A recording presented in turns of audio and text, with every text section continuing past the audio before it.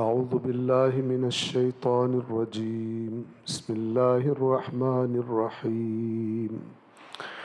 الحمد لله الذي نزل الفرقان على عبده ليكون للعالمين نذيرا، والصلاة والسلام على نبيه وصفيه الذي أرسله شاهدا ومبشرا ونذيرا وداعيا إلى الله بإذنه وسراجا منيرا، وعلى أهل بيته الذين أذهب الله عنهم الرجس وطهرهم تطهيرا.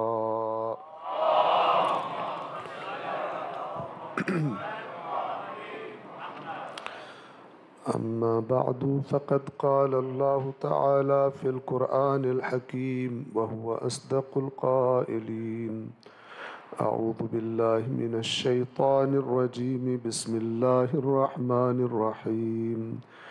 يا أيها الذين آمنوا هل أدلكم على تجارة تنجيكم من عذاب أليم تؤمنون بالله ورسوله وتجاهدون في سبيل الله بأموالكم وأنفسكم ذلكم خير لكم إن كنتم تعلمون. صدق الله العلي العظيم. صلوات پڑھ محمد والے.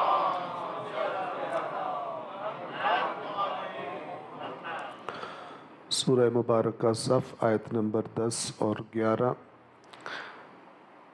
اے ایمان والو، تمہیں ایسی تجارت کی رہنمائی نہ کروں جو تمہیں دردناک عذاب سے نجات دلوا دے. اللہ اور اس کے رسول پر ایمان لاؤ اور اپنے مالوں اور اپنی جانوں سے اللہ کی راہ میں جہاد کرو. یہ تمہارے لیے بہتر ہے اگر تم علم رکھتے ہو. صلوات پڑھیں محمد والے.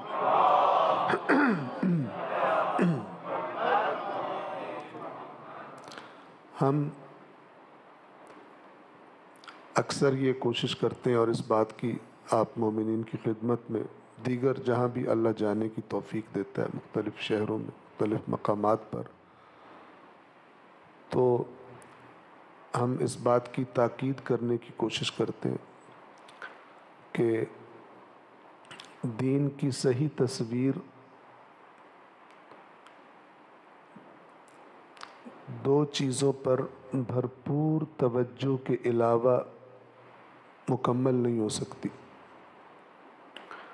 ایک چیز اللہ کی کتاب ہے اور دوسری اللہ کے نبی اور ان کے اہل بیت اطہار ہیں. مکتب اہل بیت کی گویا بنیاد انہی دو چیزوں پر ہے، اللہ کی کتاب پر اور اہل بیت اطہار کی احادیث، روایات، فرامین. جب ہم اہل بیت اطہار کہتے ہیں تو ان میں سر فہرست رسول اللہ صلی اللہ علیہ وآلہ وسلم ہے.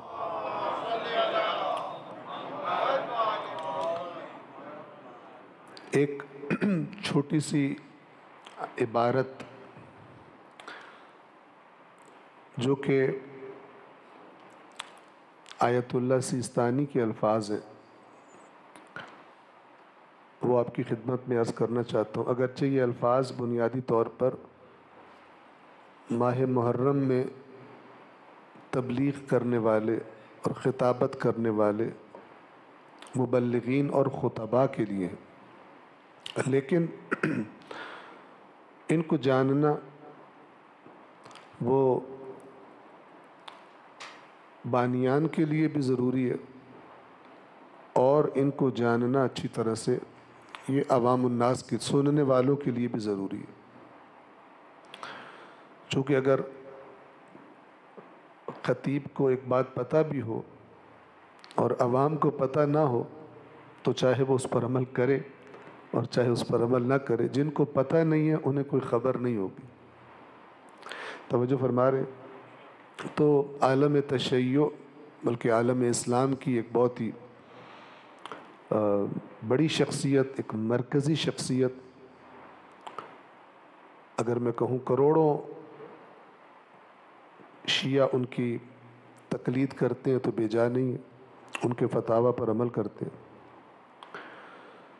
تو یہ 1447 ہجری ہے جو اس محرم میں شروع ہوا. 1441 ہجری کی یہ عبارت ہے جو آیت اللہ سیستانی کی ویب سائٹ، عربی والی ویب سائٹ پر موجود ہے، اردو والے سیکشن میں موجود نہیں ہے، حالانکہ ہونی چاہیے تھی. تو توجہ کیجیے، یہ چند صفحات پر مشتمل ہے، لیکن آج اس میں سے ایک نقطہ آپ مومنین کی خدمت میں آپ کے گوش گزار کرنا چاہتا ہوں. صلوات پڑھیں محمد و آل محمد.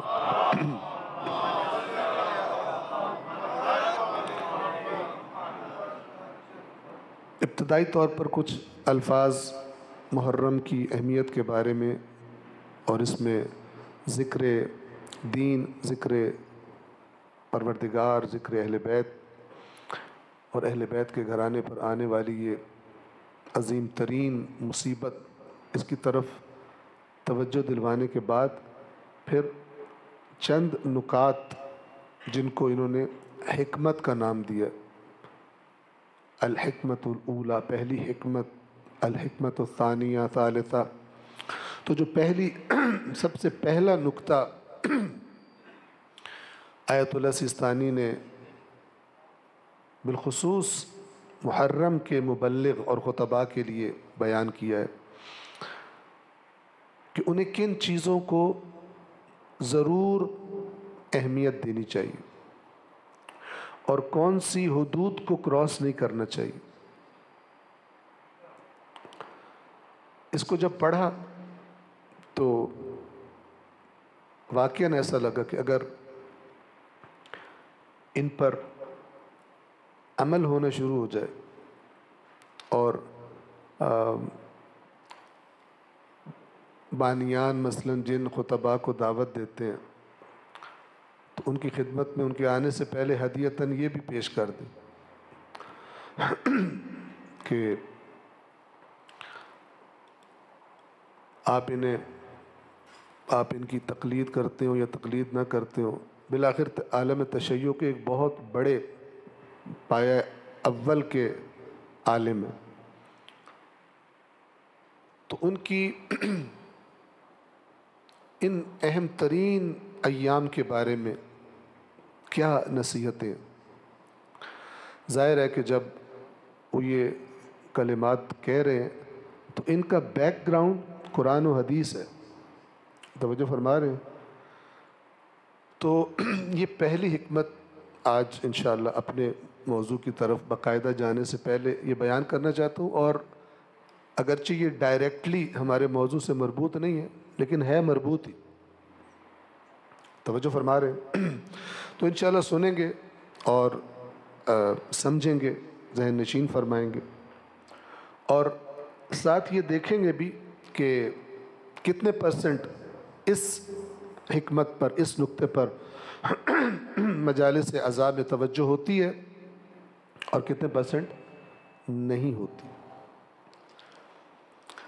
تو میں عربی عبارت بھی پڑھوں گا. کسی سیانے بندے نے مجھے کہا کہ نا اوپر سے نہ پڑھا کرو، عوام سمجھے گی نالائق ہے. صلوات پڑھیں محمد و آل محمد.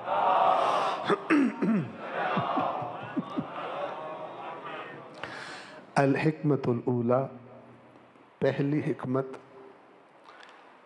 سب سے پہلا نقطہ جو خطیب کے، مبلغ کے ذہن میں کون سے مہینے میں ہونا چاہیے؟ محرم کے مہینے میں. الاہتمام بالقرآن الکریم، اللہ کی کتاب کے بارے میں اہتمام اہمیت سے، یعنی سب سے پہلی چیز جو مد نظر ہونی چاہیے خطیب کے، وہ ہے اللہ کی کتاب کی امپورٹنس کس میں؟ فی الخطاب، اپنے خطاب میں، یعنی اس کا خطاب ایسا ہو کہ سننے والے کو لگے کہ اللہ کا کتاب بڑی اہم چیز ہے، اس کے بغیر نہیں گزارا ہوتا۔ الاہتمام بالقرآن الکریم فی الخطاب، کیسا خطاب؟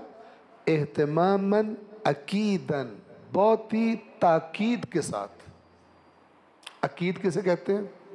یعنی تاکید،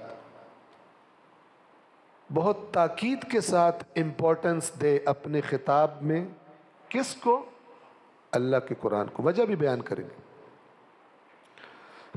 اب آگے اس کا سبب ایکسپلین کر رہے ہیں کہ میں ایسا کیوں کہہ رہا ہوں۔ فَإِنَّهُ رِسَالَةُ اللَّهِ سُبْحَانَهُ إِلَى الْخَلْقِ قَافَّةً، اس لیے کہ یقیناً یہ قرآن اللہ کا پیغام ہے۔ اللہ سبحانہ و تعالی، رسالت یعنی پیغام، قرآن میں آیت ہے الذین یبلغون رسالات اللہ، وہ لوگ جو تبلیغ کرتے ہیں اللہ کی رسالات کی۔ رسالات، رسالت کی جمع، یعنی میسج، بھیجا ہوا پیغام۔ اس لیے کہ یقیناً یہ قرآن اللہ کی رسالت ہے، یعنی اللہ کا پیغام ہے۔ الی الخلق کافۃ، کسی قبیلے کے لیے، کسی قوم کے لیے نہیں، اللہ کی مخلوق کے لیے۔ کافتاً، ساری مخلوق، اور یہ مخلوق سے مراد اللہ کی مخلوقات تو ظاہر ہے کہ کیڑے مکوڑے وغیرہ بھی ہیں، ذرے بھی ہیں۔ قرآن کن کے لیے پیغام ہے؟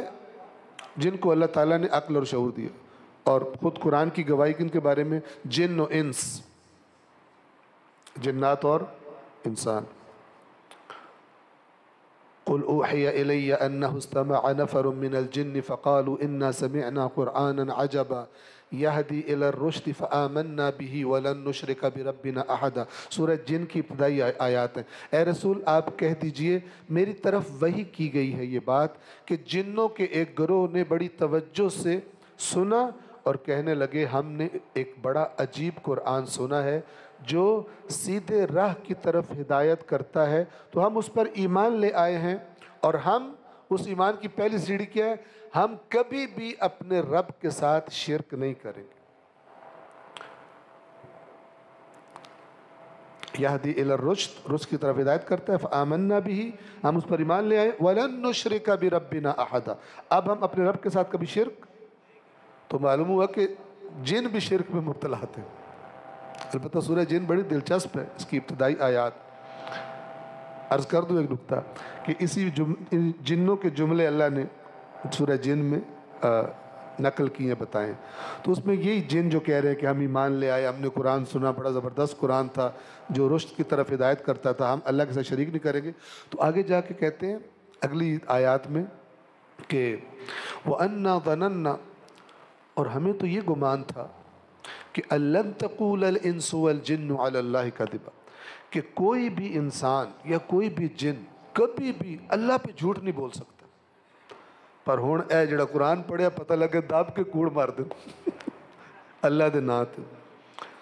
ہمیں یہ گمان تھا کہ جن و انس کبھی بھی اللہ پر جھوٹ نہیں باندھیں گے، لیکن اب جب قرآن میں باتیں پڑھی ہیں تو پتہ لگا ڈھیر سارا کوڑ سنتے رہے پہلے اللہ اور اس کے رسول کے نام پر۔ وَأَنَّا ظَنَنَّا أَن لَّن تَقُولَ الْإِنسُ وَالْجِنُّ عَلَى اللَّهِ كَذِبًا، اللہ پر جھوٹ بول ہی نہیں سکتے، نہ جن نہ انسان، ٹھیک ہے نا؟ جیسے کہتے ہیں نا کہ ہن ممبر تے بیٹھا ہے تے مطلب جھوٹ تھوڑی بولے گا، پبلک ہی کہتی، تو جن بھی ہوئی تھے ممبر تے بیٹھا ہے تو جھوٹ تھوڑی بولے گا۔ صلوات پڑھیں محمد و آل محمد۔ اب الفاظ پہ توجہ کیجیے گا، شاید بعض لوگوں کے لیے بڑا بھاری ہو۔ قبلہ شیخ محسن علی نجفی رحمۃ اللہ علیہ، ان کی وفات سے کچھ عرصہ پہلے ان سے ملاقات بہت زیادہ رہتی تھی قرآن مجید کے درسوں کی وجہ سے، تو وہ کہتے ہیں کہ اللہ کے نبی نے فرمایا نا کہ قرآن جو ہے یہ ثقلین میں سے ایک قرآن ہے، تو ثقل کہتے ہیں بھاری چیز کو، تو یہ واقعی اس قوم پہ بڑا بھاری ہو گیا. ٹھیک ہے، وہ تو بھاری تھا کہ یعنی امپورٹنس کے اعتبار سے بھاری ہے، لیکن ان کو ویسے بھاری لگنا شروع ہو گیا. اب یہ لفظ آپ آیت اللہ سستانی کے سنیے. یہ اللہ کا پیغام ہے الی الخلق کافۃ، ساری مخلوق کی طرف، یونیورسل. کوئی مسلک، کوئی جماعت، کوئی قوم، کوئی خطہ، کوئی رنگ، کوئی نسل، کوئی قبیلہ، نہ، ساری مخلوق. اگلا لفظ دیکھیے، وَثَقَلَهُ الْأَكْبَرُ، اور یہ جو دو ثقلین ہیں ان میں سے بڑا. ثقلین کون کون سے؟ قرآن اور ثقل اکبر. اور یہ جو آیت اللہ سستانی لکھ رہے ہیں ثقل اکبر، قرآن ثقل اکبر ہے، دونوں ثقلین میں سے یہ بڑا ہے، یہ اپنے پاس سے نہیں لکھ رہے، روایات کی زبان یہی ہے. نہج البلاغہ میں مولا علی، اس کے علاوہ اللہ کے نبی کے فرامین. لیکن ابھی خطیبوں کے چمتکار سے یہ ہوا ہے، خطیبوں نے ایسا قرآن کو بنا کے پیش کیا ہے کہ عوام الناس کہتے ہیں کہ نہیں، قرآن چھوٹا ہے، اہل بیت بڑے ہیں. جبکہ احادیث اور روایات میں ثقل اکبر کسے کہا گیا؟ قرآن کو. کیوں کہا گیا ہے؟ اس لیے کہ قرآن اللہ کا فرمان ہے، جس کی رسول کو بھی اطاعت کرنی ہے، اہل بیت کو بھی اطاعت کرنی ہے. یہاں پر ایک مغالطہ کرتے ہیں فضائل کے باب میں، آپ کو بتا دیں. کہتے ہیں کہ اہل بیت، قرآن ویٹ کرتا ہے کہ اہل بیت کچھ کریں تو وہ قرآن بن جائے. اب یہ فضائل میں بڑا ذرا مزیدار جملہ ہے.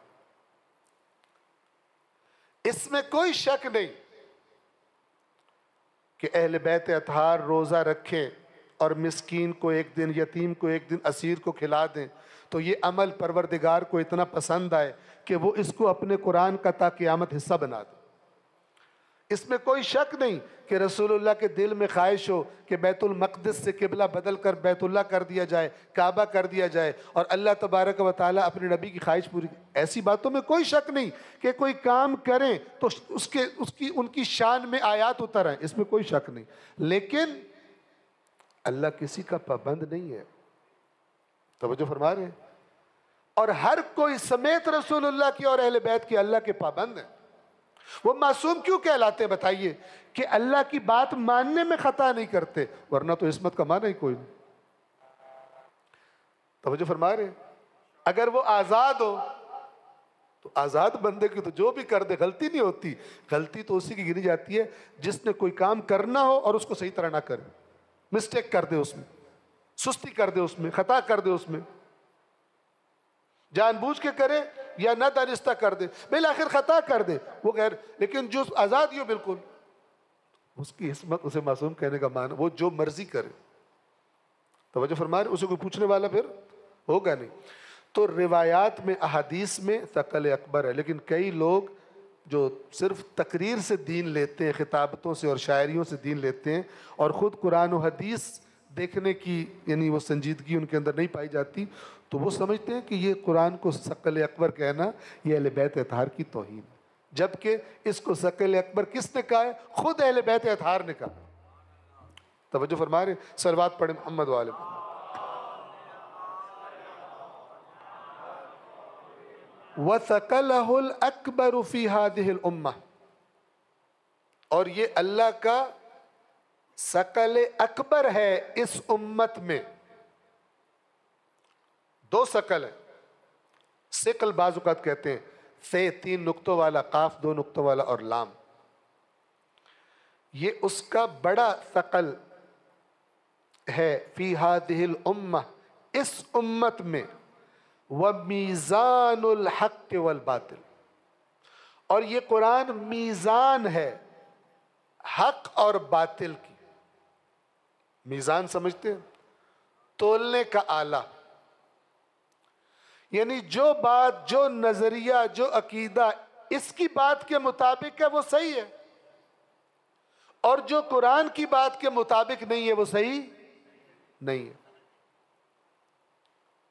یہ جو فرما رہے ہیں قرآن میزان ہے حق اور باطل کی، یہ قرآن نے خود بھی فرمایا ہے، اور محمد و آل محمد نے بھی اپنے فرامین میں اسی کی طرف توجہ دلوائی.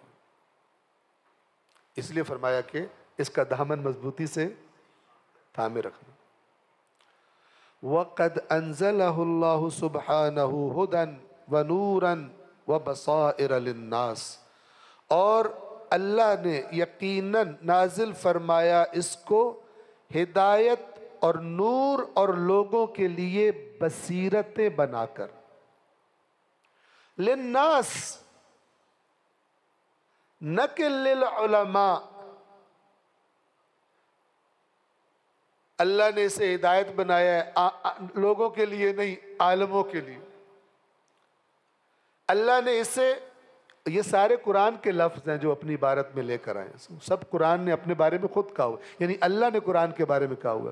اللہ نے کیا بنا کے بھیجا؟ ہدی للناس شہر رمضان الذی انزل فیہ القرآن ہدی للناس، رمضان وہ مہینہ ہے جس میں قرآن نازل ہوا لوگوں کی ہدایت کی، ہدی للناس۔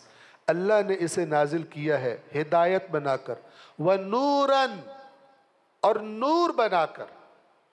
نور سے کیا مراد ہے؟ اس میں سے لائٹیں نکلتی ہیں؟ نہیں، ہدایت کی روشنی نکلتی ہے۔ توجہ فرما رہے؟ یہ والی روشنی نہیں، گمراہی کے اندھیروں کو دور کرنے والی روشنی، نور بنا کر، وَبَصَائِرَ لِلنَّاسِ، اور لوگوں کے لیے بصیرتیں بنا کر۔ اس آنکھ کو نہیں، اندر کی آنکھ کو تیز کر دیتا، وہ صحیح دیکھنے لگتی ہے کہ کیا اچھا ہے اور کیا برا ہے، کیا حق ہے اور کیا باطل ہے۔ اس نور کی روشنی میں وہ بصیرت دیتا ہے۔ وَهُوَ ذِكْرٌ مُبَارَكٌ وَحَكِيمٌ، اور یہ قرآن ذکر ہے۔ ذکر کا معنی اصل میں ہوتا ہے یاد دہانی، نصیحت۔ یہ قرآن نصیحت ہے، مبارکن، بابرکت۔ بابرکت کا معنی کیا ہوتا ہے؟ جو کبھی ختم نہیں ہوتا، ایکسپائر نہیں ہوتا۔ اصل میں مبارک کا معنی ہوتا ہے کسی چیز میں برکت کا ہونا، یعنی وہ دائمی رہے، ختم نہ ہو۔ قرآن مبارک ہے، یعنی قرآن کی باتوں پر، اس کے دیے ہوئے معیارات پر کوئی زوال نہیں ہے کہ فلان زمانے تک ہے، اس کے بعد پھر اپنی مرضی کر لینا، اس سے زیادہ آگے اللہ کا معیار نہیں چلے گا۔ مبارکن و حکیم، اور حکمتوں والا، دانائی والا۔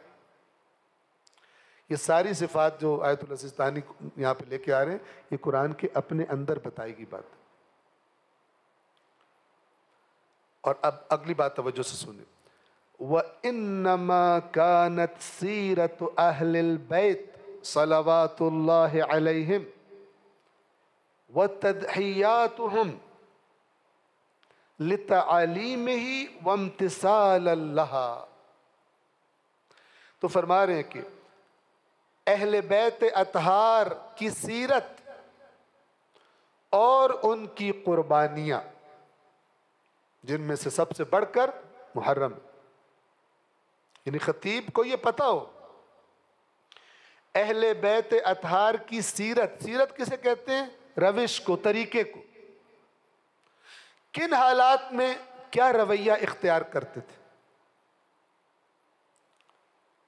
اخلاق کیسے تھے، فیصلے کن معیارات پر کرتے تھے، عبادات کیسے کرتے تھے۔ تو کہہ رہے ہیں کہ یہ جو اہل بیت کی سیرت تھی اور جو ان کی وَتَضْحِيَاتُهُمْ، اور ان کی قربانیاں، انما، صرف اور صرف کوئی اور چیز نہیں تھی جو اہل بیت نے اپنی زندگیوں میں کیا۔ جو اہل بیت نے قربانیاں دی، وہ صرف اور صرف ایک جگہ سے گائیڈنس لے رہے تھے۔ کہاں سے؟ لِتَعَالِيمِهِ وَامْتِثَالًا لَهَا، اسی قرآن کی تعالیم اور اسی قرآن کے حکموں کو بجا لاتے ہوئے۔ امتثال کہتے ہیں حکم بجا لانے کو، یعنی اہل بیت اطہار کی زندگیاں کہاں سے گائیڈ لائن لے رہی تھی؟ ان کی سیرت، اور پھر ان کو قربانیاں کیوں دینی پڑی؟ وہ چل رہے تھے اس قرآن کی باتوں پر، اور جب اس قرآن کے بتائے ہوئے احکام پر چلنے کے راستے میں رکاوٹیں کھڑی کی گئی تو انہوں نے قربانیاں دی، لیکن اس کو نہیں چھوڑا۔ تو جس کو سیرت اہل بیت جاننی ہو، اس کے لیے قرآن ضروری ہے یا نہیں؟ اللہ گواہ ہے، دنیا کی ہر کتاب سے ضروری قرآن۔ توجہ فرما رہے ہیں؟ قرآن بھی معصوم ہے، قرآن بھی خطا سے پاک ہے۔ ذالک الکتاب لا ریب فیہ، وہ کتاب جس میں کوئی شک نہیں۔ لا یأتیہ الباطل من بین یدیہ ولا من خلفہ، باطل نہ آگے سے نہ پیچھے سے، کسی راہ سے باطل اس میں داخل نہیں ہو سکتا۔ اللہ فرما رہا ہے، جس کا ہر اس کے لیے یہ بات کلیئر ہونی چاہیے جس کا ایمان ہے کہ یہ قرآن اللہ کی آخری کتاب ہے، اللہ کے آخری رسول پر نازل ہوئی۔ جس کا نہیں ہے اس کی بات اور ہے، اس سے پھر الگ طریقے سے ڈسکشن کی جائے۔ توجہ فرما رہے ہیں؟ یا جس کے ذہن میں یہ جراثیم ڈال دیا ہے کسی منحرف خطیب نے کہ وہ قرآن کو، اس قرآن کو شک کی نگاہ سے دیکھتا ہے، اے وہی قرآن ہے یا کوئی اور ہے، اس سے پھر سوال جواب کا الگ بات کرنے کا۔ لیکن جس کو باور ہے کہ یہ قرآن اللہ کی طرف سے نازل ہوا ہے، اس کی آخری کتاب ہدایت ہے، نبیوں کے سردار کے قلب پر نازل ہوئی ہے اور انہوں نے امانت داری سے انسانوں تک پہنچا دی ہے، اس کے لیے اس بات کو سمجھنا مشکل ہی کوئی نہیں۔ جو حدیث ثقلین پر ایمان رکھتا ہے، جس میں رسول فرما رہے ہیں میرے اہل بیت قرآن کبھی جدا، تو پھر اہل بیت کی سیرت کیا ہوگی؟ وہی جو قرآن کہتا ہے۔ ان کے فیصلے کیا ہوں گے؟ وہی جو قرآن کہتا ہے۔ اسی قرآن کے ایجنڈے کو آگے بڑھانے کے لیے اگر دشمن ان کو مار ڈالے، ذبح کر دے، وہ ذبح ہو جائیں گے، کیونکہ ان کا آئین یہ ہے، ان کا دستور یہ ہے، اللہ کی طرف سے ان کو حکم یہ ہے۔ اس حکم پر سب سے پہلے اور بڑھ کر عمل کرنے والے اہل بیت اطہار ہیں۔ قرآن کہتا ہے اے رسول ان کو بتا دیجئے، قل انی امرت ان اعبد اللہ مخلصا لہ الدین، اے رسول ان سے کہہ دیجئے مجھے امر ملا ہے، مجھے آرڈر ملا ہے کہ میں اللہ کی بندگی کروں، دین کو اس کے لیے خالص کر کے، پیور کر کے، کسی کی ملاوٹ نہ کروں، صرف اللہ کے لیے۔ وَأُمِرْتُ لِأَنْ أَكُونَ أَوَّلَ الْمُسْلِمِينَ، اور مجھے یہ بھی امر ملا ہے کہ اللہ کے حکم کے آگے تسلیم ہونے والوں میں سب سے پہلا میں ہوں۔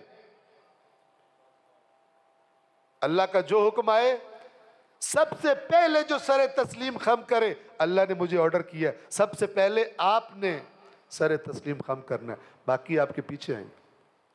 یہ نبیوں کا سردار، اہل بیت کا سردار رسول اللہ، تو باقی جو ائمہ اہل بیت خود بخود واضح ہو گئے۔ تو اس لیے کہہ رہے کہ اہل بیت کی سیرت، ان کی قربانیاں اس قرآن کی تعالیم پر چلتے ہوئے اور اس قرآن کے احکام کی بجا آوری کرتے ہوئے جو تمہیں نظر آتا ہے اہل بیت کی زندگی ہے، جو ان کی قربانیاں، ان کا سبب یہ اس حکم کی بجاوری کر رہے تھے، اس ایجنڈے کو لے کر آگے چل رہے تھے۔ جیسے میں نے آپ سے عرض کیا، اللہ نے اپنا پلان بتا دیا، اب مومنوں سے کہا کیا، تو مومنوں کے سردار کون ہے؟ تو یہ وہ سردار نہیں ہے کہ خود بیٹھ جائیں اور مومنوں سے کہو جاؤ لڑائی کرو۔ ان کے تو میدان بتاتے ہیں کہ سب سے آگے آگے ہوتے تھے۔ توجہ فرما رہے ہیں؟ علی علیہ السلام، ایک صلوات پڑھیں محمد و آل محمد پر۔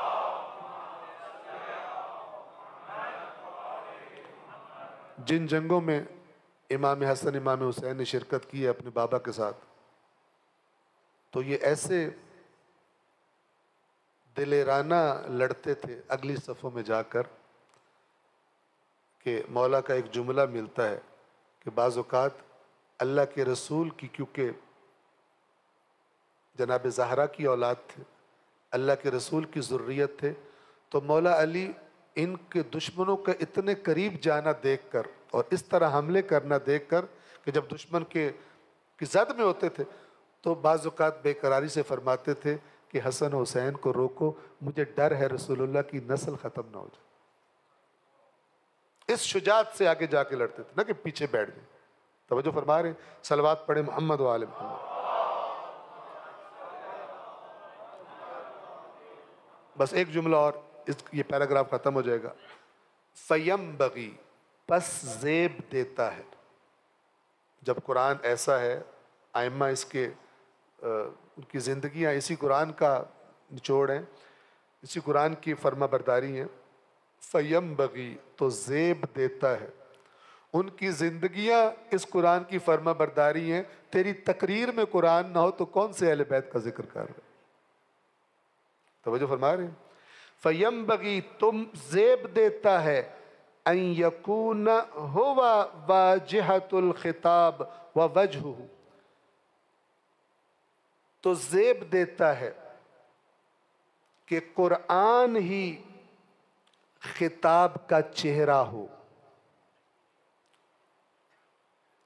خطاب کا فرنٹ ہو، یعنی جو بھی سامنے بیٹھا ہو اس کو لگے کہ میں قرآن دیکھ رہا ہوں، میں قرآن سن رہا ہوں۔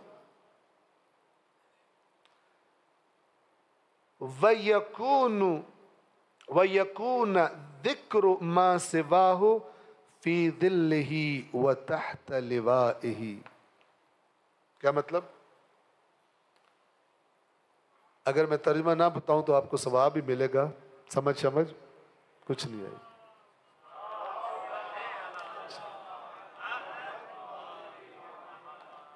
یہ میں نے صرف توجہ دلوانے کے لیے کرایا۔ وَيَكُونُ ذِكْرُ مَا سِوَاهُ اور قرآن کے علاوہ جو کچھ بھی ذکر ہو، فضائل بیان ہو، مصائب بیان ہو، واقعات بیان ہو، تاریخ جو کچھ بھی بیان ہو، تحت ظلہ ولوائہ اسی قرآن کی آیات کے سائے میں اور اسی کے پرچم کے نیچے۔ یہ نہ ہو کہ شروع میں آیت پڑھی ان الدین عند اللہ الاسلام، اس تو بعد پھر جو مرضی تھلے بول دیتا۔ تو آیت اللہ سیستانی کیا ریکمنڈ کر رہے ہیں کہ اگر محرم میں ایام عذاب میں آپ نے تقریر کرنی ہے، تبلیغ کرنی ہے، تو بہت ہی تاکید سے اہمیت دیں اللہ کی کتاب کو۔ اسباب انہوں نے ذکر کر دیے۔ صلوات پڑھیں محمد وآل محمد۔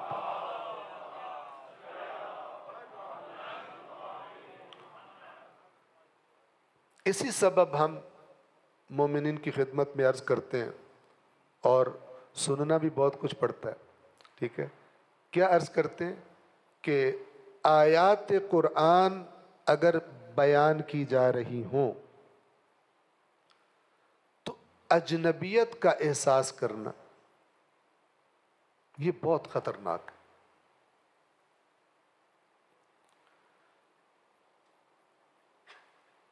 ایک صاحب نے بڑے خلوص سے بندہ حقیر کی مجلس پر ایک کمنٹ کیا، چونکہ اس سے گزرتا ہوں اس لیے آپ سے شیئر کر رہا ہوں۔ وہ کسی جگہ پر محرم سننے کے لیے آتے تھے، تو ایک سال نہیں آئے، ان کے دوست مجھے بتا رہے تھے، ان کے گھر ہم کھانے پہ گئے، کہتے ہیں میرا ایک دوست ہے، تو وہ کہتا ہے کہ نا وہ نہیں آیا اس سال، پہلے ادھر ہی آتا تھا، آپ کی برکت سے نہیں آیا اس دفعہ۔ تو میں نے کہا کیا ہوا؟ کہتا ہے مجھے ملا تھا، پھر تو میں نے پوچھا بھی یار تم آئے نہیں، اب ان کا جواب سنیے۔ کہتے ہیں کہ یار کیا میں نے آنا، بندہ مولا کا ذکر سننے آتا ہے، آگے سے درس قرآن گلے پڑ جاتا، اجنبیت ہے۔ یعنی وہ کون سا اہل بیت اطہار کا تصور ہے کہ قرآن کی آیات جس سے میچ کرتی مجھے نہیں ملتی، مجھے لگتا ہے یہ کوئی الگ چیز ہے۔ جبکہ میں کہتا یہ ہوں کہ میرا باور ہے اس بات پر کہ قرآن اور اہل بیت جدا نہیں ہے، تو پھر مجھے آیات اجنبی کیوں لگتی ہے؟ کوئی بیماری ہے؟ سمجھنے کی ضرورت ہے۔ یعنی مجھے اہل بیت ایسے بیان کیے گئے ہیں کہ اگر آیات قرآن سنوں تو مجھے لگتا ہے کوئی اور ماحول بن گیا، میں اس ماحول سے مانوس نہیں ہوں۔ اسی لیے انہوں نے کہا تھا اس کے خلاف ہماری کوئی بات مت قبول کرنا، ہم سے منسوب اس کے خلاف ہم سے منسوب کچھ قبول نہ کرنا، کیونکہ ہم اس کے خلاف کچھ بھی نہیں کرتے۔ تو اگر میں اس کو سنوں تو مجھے لگے کہ میرے ذہن میں کوئی اور ہے، تو یہ کچھ اور رولا ڈل گیا، اس کا مطلب ہے بتانے والوں نے میرے ساتھ گھپلا کیا. ورنہ اللہ گواہی دیتا ہے. یہ انما کا لفظ آپ کو میں نے عرض کیا، انما کانت سیرتہم، یہ بھی جو آیت اللہ سستانی کی عبارت. انما کا لفظ قرآن میں بہت یوز ہوا ہے، انما یرید اللہ میں بھی صرف اور فقط کے معنی میں آتا ہے. قرآن مومن کو کیسے ڈیفائن کرتا ہے؟ توجہ کریں. یہ سورہ انفال، سورۃ الانفال، اس کی آیت نمبر 2 ہے، سورہ توبہ سے پہلے ہے. اللہ خالق، سب سے بڑا عالم، کیا فرما رہا ہے؟ انما المؤمنون، مومن تو صرف وہ ہیں.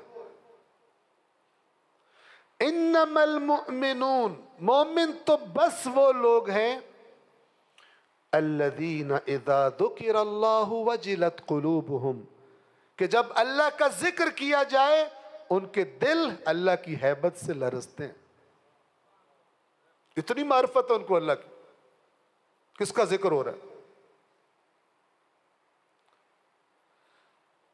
وَإِذَا تُلِيَتْ عَلَيْهِمْ آيَاتُهُ، اور جب تلاوت کی جاتی ہیں ان کے سامنے اس کی آیات، زادتہم ایمانا، تو وہ آیات ان کے ایمان میں اضافہ کر دیتی ہیں.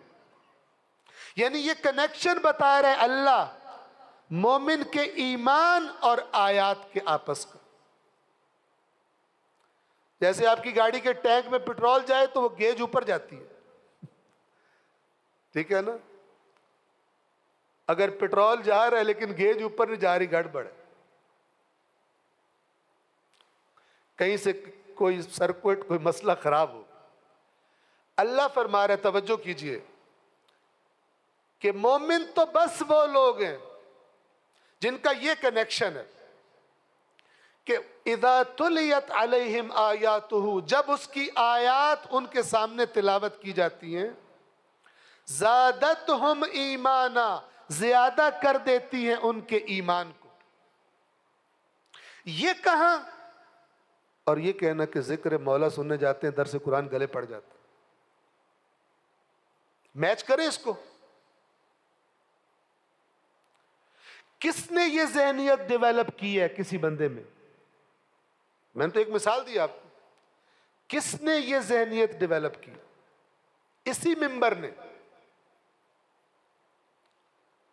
لہذا ذرا اچھی طرح توجہ کرنے کی ضرورت ہے، اور ہم توجہ کر ہی نہیں سکتے جب تک خود اس کے ساتھ ہم اٹیچ نہ ہو، خود آشنا نہ ہو. کہنے کہلانے سے کچھ بھی نہیں ہوتا. جب تک ہماری اپنی زندگیوں میں ایک سٹڈی بک کی طرح، ایک مطالعے کی کتاب کی طرح، یہ بات میں نہیں کہہ رہا، پھر عرض کروں کہ اہل بیت اطہار نے اپنے شیعوں کی علامت یہ بتائی ہے، ہر روز اللہ کی کتاب کی کچھ نہ کچھ آیات پڑھتے ہیں. کچھ نہ کچھ اس لیے کہہ رہا ہوں کہ عدد کا فرق ہے، کہیں 50 ہے، کہیں اتنا ہے، کہیں اتنا. تو بہرحال شیعہ وہ ہے کہ جو ہر روز کچھ نہ کچھ پڑھتا ہے. کچھ لوگ کہہ رہے ہوتے ہیں، کمنٹ کر رہے ہوتے ہیں، او مولوی اے قرآن ممبر دا موضوع ہی نہیں، اے مسجد جا کے پڑھا. آپ توجہ کریں، بندہ جب خود گھڑنے پر آ جائے تو پھر کیا ہوتا ہے؟ ویسے قرآن اور اہل بیت جدا نہیں، لیکن ممبر پر جدا ہے. اے انہاں دی جگہ، اے او انہاں دی جگہ. سب اس لیے ہے کہ جس طرح قرآن سے انسیت، دوستی، آشنائی ہونی چاہیے، نہیں ہے ویسی، نہیں ہے ویسی. توجہ فرما رہے ہیں؟ تو پھر اجنبیت لگتی، پھر کہتے ہیں ادھر مسجد کا موضوع ہے، فلان ہے، گلے پڑ جاتا ہے، یہ پڑ جاتا ہے، وہ پڑ جاتا ہے. اور ایک صاحب نے تو محبت کی حد کر، انہوں نے کہا، شاید میں نے بتایا تھا، مجھے یاد نہیں، لیکن صرف توجہ دلانا مقصود ہے. جتنے برے برے کمنٹ مثلا کیے گئے میرے ویڈیوز پر، یہ ہے بہت برا، لیکن میرا فیوریٹ ہے. اتنا فیوریٹ کہ میں نے اللہ سے دعا مانگی، یا اللہ قیامت کے دن جب مجھے قبر سے نکالے تو اس بندے کا کمنٹ میرے ماتھے پہ لکھا ہوا. وہ کمنٹ سنے غور سے. اس نے کمنٹ کیا کہ شیعہ قوم اس دھوکے باز مولوی سے ہوشیار ہو جاؤ، یہ مجلس کی آڑ میں درس قرآن دیتا ہے. مجلس کی آڑ میں دھوکہ دیکھا کس لیول کا ہے. تو اس لیے میں نے اللہ سے کمنٹ پڑھا، میں نے اللہ سے دعا کی، یا اللہ یہ کمنٹ میرے ماتھے پہ لکھ کے نکالنا قیامت کے دن کہ یہ جو فراڈیا تھا، دھوکے باز تھا، یہ مجلس اعضاء کی آڑ میں درس قرآن دیا کرتا تھا. توجہ فرما رہے ہیں؟ بات یہ ہے کہ یہ مینٹیلٹی ایک شیعہ کی کیسے بنی مثلا؟ اسے کیوں درس قرآن کوئی الگ دنیا لگتی ہے، مجلس اعضاء کوئی الگ دنیا لگتی ہے. پہلی دفعہ جب کسی پاکستان کے کسی شہر میں پہلی دفعہ بعض ایک جگہ پہ مجھے کہا گیا کہ آپ یہاں پہ تھوڑا ٹائم زیادہ ہوتے ہیں تو ایک پروگرام مزید بھی رکھ لیں، جمعہ پڑھاتے ہیں ایک پروگرام مزید رکھ لیں. میں نے ان سے کہا کہ درس قرآن رکھ لیں. اس کی ہنسی نکل گئی. کہتا ہوں قبلہ درس قرآن پہ کون آئے گا؟ کیوں؟ یہ رویہ دیکھ کر اللہ تعالیٰ ہم سے خوش ہوگا. یعنی ایک ذمہ دار آدمی کہہ رہا ہے نہیں آئے گا کوئی درس قرآن میں، وہ غلط نہیں کہہ رہا، اسے پتہ ہے. تو میں نے کہا آئے یا نہ آئے میں نے درس قرآن ہی دینا. یہ آج سے کوئی 9-10 سال پہلے کی بات ہے. کیوں ایسا ہے مجھے بتائیں، کیوں ایسا ہے؟ ہم کہیں گے کہ ہم کہہ سکتے ہیں قیامت کے دن ہم نے قرآن اور اہل بیت دونوں سے تمسک کیا تھا. اہل بیت اطہار کے ناموں سے عشق ہونا، ان کی باتوں سے عشق ہونا اللہ کی نعمت ہے، لیکن جو چیز ان کے ساتھ اٹیچ ہے، جس کے وہ پابند ہیں، امام سجاد کی روایت آپ پڑھیں، فرماتے ہیں اگر مشرق سے لے کے مغرب تک، یعنی اس پوری دنیا میں جتنے انسان ہیں سب مر جائیں، میں اکیلا رہ جاؤں، میرے پاس اللہ کا قرآن ہو، میں تنہائی کا احساس نہیں کروں گا.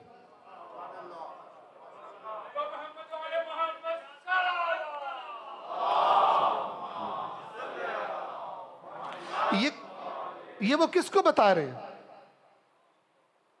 یہ جملہ بول کے وہ کیا کرنا چاہ رہے ہیں؟ کیا چیز ہمیں باور کروانا چاہ رہے ہیں؟ کسی سے تو بولا ہوگا نا، کسی کو تو بتایا ہوگا کہ اگر میرے پاس یہ کتاب ہو، اللہ کا قرآن، ساری مخلوق مر جائے دنیا کی، میں اکیلا رہ جاؤں، میں نہیں تنہائی کا احساس کروں گا. یعنی گویا یہ کیوں کہہ رہے ہیں؟ انہی کے جد مولا علی کیا فرماتے ہیں کہ جب میرا دل کرتا ہے میں رب سے کلام کروں، میں نماز کے لیے کھڑا ہو جاتا ہوں، اور جب میرا جی چاہتا ہے میرا رب مجھ سے کلام کرے، میں قرآن کی تلاوت کرتا ہوں.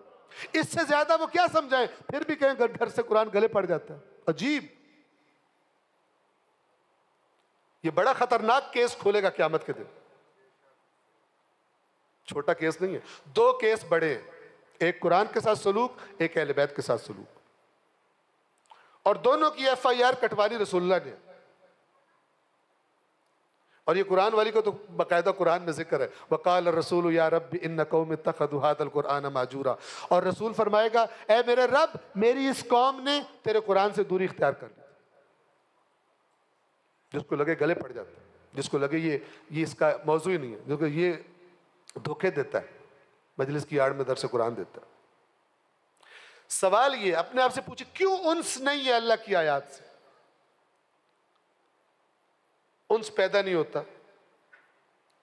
جبکہ اللہ کا سرکاری بیانیہ جس کی حفاظت کا ذمہ اس نے خود اٹھایا وہ یہ قرآن ہے. بعض لوگوں کے ذہن میں، اللہ ہم پہ رحم کرے، بجائے قرآن کی قریب جانے کی ترغیب دینے کے شکوک و شبہات ڈال دیتے. یہ بات آپ نے سنی ہے، یہ روایت آپ نے سنی ہے کہ مولا علی جو قرآن اکٹھا کر کے لائے تھے انہوں نے قبول نہیں کیا. سنی ہوئی ہے نا؟ اس کا مطلب کیا ہے؟ ایسے بیان کرتے ہیں کہ ایک عام سننے والا پورے قرآن سے مشکوک ہو جائے. ظاہر آپ توجہ کریں، اگر یہ قرآن وہ نہیں ہے جو مولا علی لائے تھے تو پھر کون سا قرآن؟ ایک عام بندہ یا تو اس کو بتاؤ کہ حقیقت کیا ہے. میں آپ سے سوال کرتا ہوں کہ 2 ثقلین، ایک قرآن ہے اور ایک اہل بیت ہے. تو جب مولا علی ابتدا میں قرآن مجید کو جمع کر کے لائے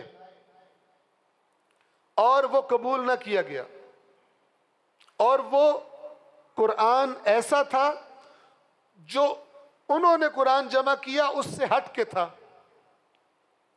اس کا ٹیکسٹ اور تھا، مولا علی کے قرآن کا ٹیکسٹ اور تھا۔ فرض کریں ایسا ہوا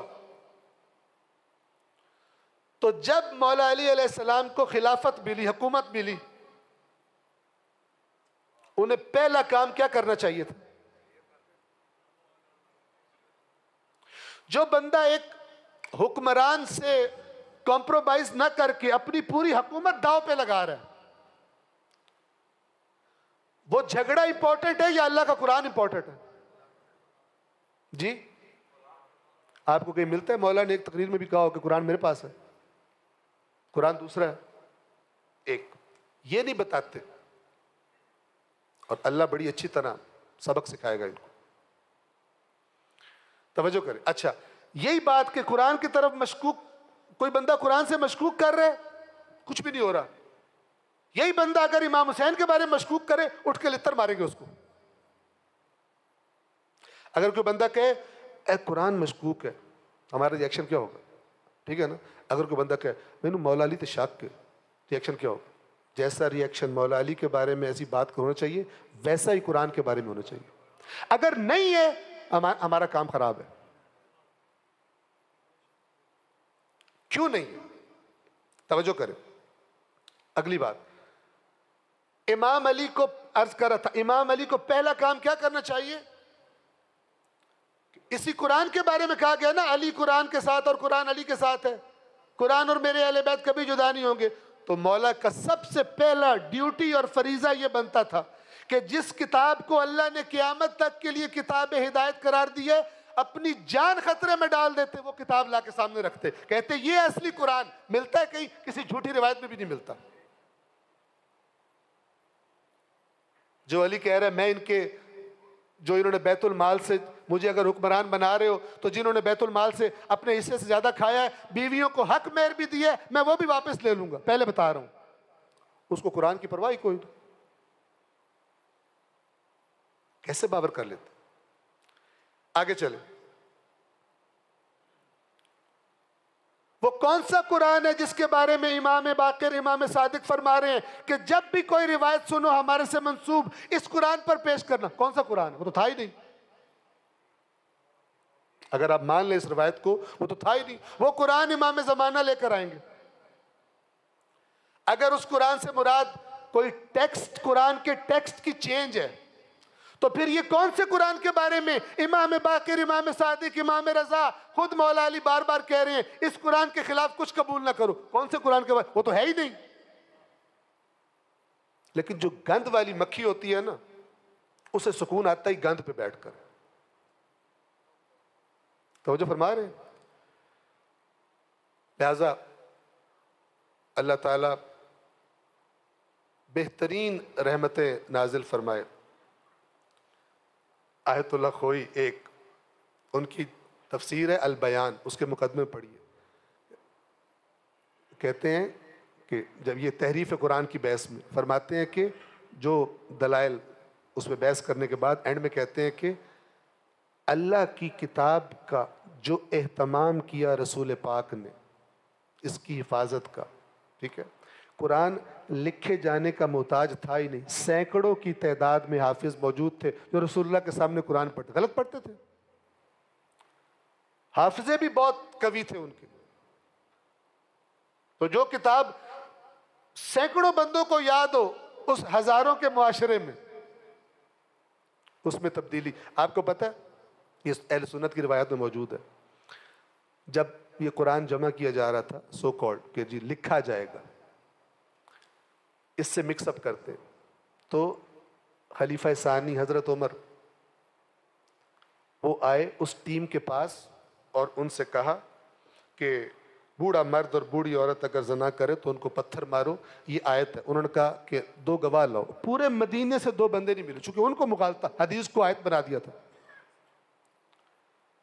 تو پورا زور لگایا، ایڈ نہیں کروا سکے اس میں، اتھارٹی تو اس زمانے میں مثلا وہی تھے نا، نہیں ایڈ کروا سکے۔